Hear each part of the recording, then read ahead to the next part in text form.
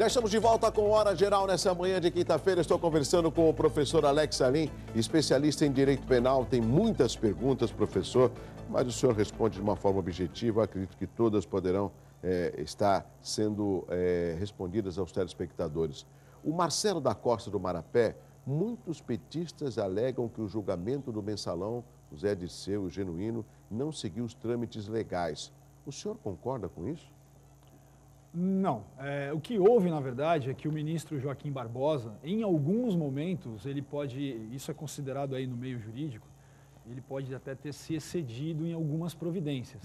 Mas do ponto de vista da produção de provas, judicial, análise das provas, o debate, o direito à defesa, pelo menos acompanhando de fora, como todos os telespectadores, né? Eu não estive lá, mas acompanhando do lado de cá, me parece que os preceitos legais, aquilo que está garantido na Constituição, no Código de Processo, como defesa do acusado, tudo isso foi garantido. Certo.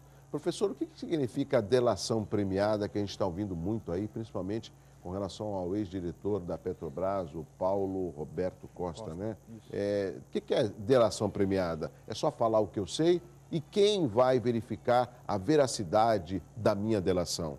Prefeito Douglas, é o seguinte, a delação premiada não é um instituto novo. Aliás, recentemente, em 2013, a Lei 12.850, que trata da organização criminosa, mudou até a nomenclatura. Agora se fala colaboração premiada. Ah, é? Porque a delação, ela tem esse termo delação tem uma carga negativa, né? O delator, o cagueta, né? Então, a terminologia foi alterada para colaboração premiada. Não é uma novidade. Várias leis penais têm essa previsão. O próprio Código Penal, que é de 1940, no caso de sequestro, ele prevê a colaboração premiada, crimes hediondos, lavagem de capitais, crimes contra a ordem tributária, lei de drogas, né? Então, a delação premiada, do que consiste? O delator, né, o colaborador, vamos colocar o termo mais adequado agora, ele deve o quê? Trazer informações que possibilitem com eficiência desvendar o crime, conhecer os outros comparsas, a recuperação do dinheiro ou do proveito que se obteve daquele crime, né? A identificação de vítimas, a localização de eventuais vítimas. Então, é um acordo feito entre o acusado e o Ministério Público e o delegado de polícia, né? Então, esse acordo é elaborado, ele tem vários requisitos legais para poder ter efeito e é submetido ao juiz que vai homologar ou não esse acordo. A partir daí, esse colaborador, ele passa a ter benefícios legais. Por exemplo, ele pode receber o perdão judicial, ou seja, ele não vai sofrer pena nenhuma, ele pode ter a pena reduzida de até 2/3, ele pode receber uma pena alternativa, né?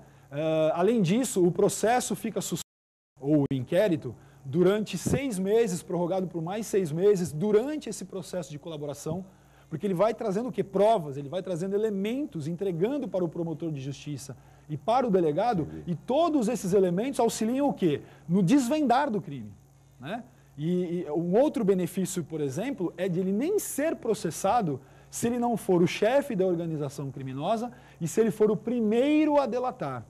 Ah, mas outros podem delatar, ou colaborar, perdão, né? Vamos tirar o delator daí. Outros podem colaborar, podem colaborar, né? Porque às vezes a informação deste aqui não foi completa e um outro comparsa complementa, né? Mas o primeiro tem o benefício de, inclusive, não ser processado. Mas tudo isso é submetido ao magistrado. O juiz vai analisar o acordo, se cumpre os requisitos legais, se o que o acusado ofereceu tem realmente eficácia, e aí ele pode receber os benefícios. Se esse colaborador faltar com a verdade e não for encontrado nada daquilo que ele colaborou, que ele citou, ele pode ter uma pena aumentada, acrescida ou não? O acordo perde todo o efeito e, eventualmente, o juiz pode considerar isso no cálculo da pena. Agora, quando ele faz o acordo, a lei prevê, há um dispositivo legal, que ele, na presença do seu defensor, obviamente, ele abre mão daquele direito constitucional ao silêncio e ele passa a ser obrigado a dizer a verdade, né? Então, a lei prevê justamente o que você falou. Porque, em geral, o acusado ele tem direito a ficar em silêncio.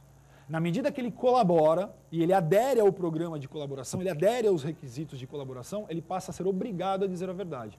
Daí essa corrida que nós estamos verificando aí no caso da Petrobras. Professor, o Paulo Macedo da Ponta da Praia, a OAB confirmou sua decisão de não conceder a carteira da ordem ao ex-ministro do Supremo Joaquim Barbosa, alegando que ele feriu a ética.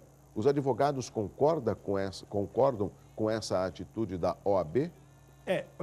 Só um esclarecimento. Atualmente eu não estou advogado, né? Eu estou no Tribunal de Justiça, o meu cargo lá é incompatível com a advocacia.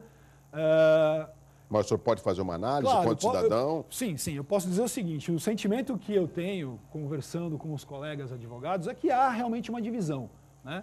Alguns acreditam que no conduzir o processo, né, na ação penal 470, lá, denominada mensalão, que o ministro teria cedido, o ministro teria, inclusive, agredido verbalmente alguns advogados, enfim, dificultado a defesa. Então, há realmente entendimento de alguns que isso aconteceu. Mas isso não é unanimidade. Existem aqueles profissionais que acham, não, ele fez o papel dele e ele deveria poder trabalhar e ser aceito na advocacia.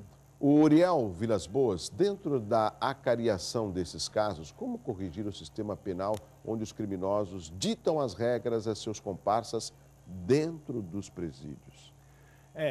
Esse é um grande problema, porque se formaram grupos organizados dentro dos presídios e eles controlam realmente parte da estrutura, né? Os presídios de segurança máxima, eles existem para tentar coibir isso. Ou seja, o isolamento é maior, a restrição à informação é maior, o acesso ao preso é dificultado, né? A família, para visitar, a revista é muito mais rigorosa. Em Pedrinhas não é bem assim, né? Então, exatamente. Então, a questão é um problema estrutural, é o sistema realmente, né? Não é uma questão legal. Embora exista o regime de cumprimento diferenciado de pena, que ele é mais rigoroso, né? Nós sabemos, é o RDD, e mesmo dentro desse regime nós temos notícia que o preso teve acesso a uma informação externa. O que nós ouvimos de vez em quando, professor, falou assim, a polícia, o sistema penitenciário está deixando com que alguns celulares entrem para que eles possam fazer uma escuta e tentar descobrir algum plano. Pô, eu não consigo entender isso. Eu acho que não pode entrar e acabou. Ou seja, por que a população também se sente totalmente desprotegida? Ou seja, quem está preso está mais seguro do que quem está fora? Olha, Douglas, eu posso te afirmar o seguinte, olhando os processos, né, que nós recebemos, tanto no período de execução da pena como no cometimento de crime, existe realmente uma porosidade no sistema carcerário, mas, por outro lado, também há um plano de contenção. Sim. É muito comum mulheres serem flagradas na revista, a mulher do preso, a companheira, entrando com levando droga, celular na vagina, no ânus. Até um drone, outro dia, estava sendo utilizado para levar o celular para dentro do presídio. O drone é aquele aviãozinho, né? E acoplaram nele celulares e ele pelo voo. Então, o poder público ele deve estar à frente da bandidagem, é isso que eu penso. Concordo. Então, precisa de investimento realmente no sistema de monitoramento, no controle dos presídios, no perímetro do presídio, porque até drone estão utilizando. É a criatividade dos bandidos. Com certeza. Professor, estamos chegando no final da hora geral, mas também estamos chegando no próximo final do ano.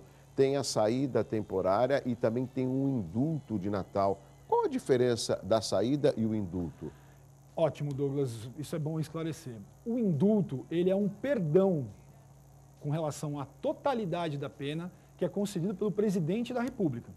Então, é o chamado indulto natalino, ele é feito por um decreto, sempre em dezembro. Sim. Esse decreto, ele traz uma série de requisitos, não é assim que libera todo mundo, né? Existem alguns requisitos e se o condenado ele se enquadrar naqueles requisitos, ele é perdoado, total ou parcialmente. Liberdade. Liberdade. A pena é extinta. Ele é perdoado realmente, é um perdão judicial, né? Isso é feito pelo presidente da República. Agora, a saída temporária de Natal é um outro instituto. É Natal, Dia dos Pais, Páscoa, Dia das Mães. ou seja, durante o ano é possível que ela aconteça 4 vezes, no período de 7 dias. É claro que isso não se estende a todos os presos. Ele tem que estar cumprindo pena no regime semiaberto. Tem um bom comportamento. Ele deve ter bom comportamento e ele deve ter cumprido uma parcela da pena. Então ele vai ter direito a essa saída, que ela é autorizada pelo juiz desde que preenchidos os requisitos, e ele pode sair naquele prazo de 7 dias. Sim. Claro que se ele não volta para o sistema, ele está cometendo uma falta grave, e aí ele vai regredir, ele vai sair do semiaberto e vai voltar para o fechado, ele vai sofrer as sanções administrativas. Agora, há essa diferença. Indulto é perdão, é o presidente da República perdoa, perdão mesmo. Agora saída não. Saída temporária, 7 dias em datas específicas, cumprindo-se pré-requisitos. Isso sempre acontece no final do ano. Professor Alex Salim, eu quero já agradecer sua presença. São muitas as dúvidas, muitas são as perguntas. Eu gostaria até que o senhor, antes do final do ano, retornasse mais algumas vezes, até para tirar as dúvidas dos nossos telespectadores. Porque nós temos sim que acreditar na justiça. O problema maior é quando a gente vê essa onda da impunidade. O próprio resultado da eleição, que mostrou uma divisão no Brasil, eu não vejo isso como algo positivo. Nós somos um país próspero, que precisamos crescer, né? E quando a gente vê que ao lado do crescimento existem problemas, gargalos muito visíveis, isso traz uma responsabilidade de todos nós. E eu acredito que a justiça esteja ao lado da população para que nós possamos ser um país sério. Não sei se o senhor comunga da mesma ideia. Com certeza. Não podemos perder a crença nas instituições. E uma delas é o Poder Judiciário, que faz o seu papel, pode ter suas falhas, né? Nós sabemos que muitas vezes os recursos são escassos, sim, mas o pessoal, de modo geral, faz um excelente trabalho e está lá para que a justiça seja cumprida. Muito obrigado, professor Alex Salim. Continua mais um pouco com a gente. Especialista em direito penal, pôde conversar com os nossos telespectadores. São muitas as perguntas, mas numa nova oportunidade o professor tenta responder aos nossos telespectadores. Parabéns para o Kleber Rodrigues, o meu amigo Quinzito Lima, a Luci Fatioli, o D'Artagnan, meu grande amigo D'Artagnan, a Regina Célia Santos. Se você está completando mais um ano de vida hoje, parabéns, felicidade, saúde. Hora Geral de volta amanhã às 7 da manhã, às 4 tem representação. Na sequência tem o Chico Lascala com o Jornal em Foque. E um abraço especial para você, assim, ó. Um abraço muito forte para você e uma excelente quinta-feira. Tchau, tchau. Até amanhã.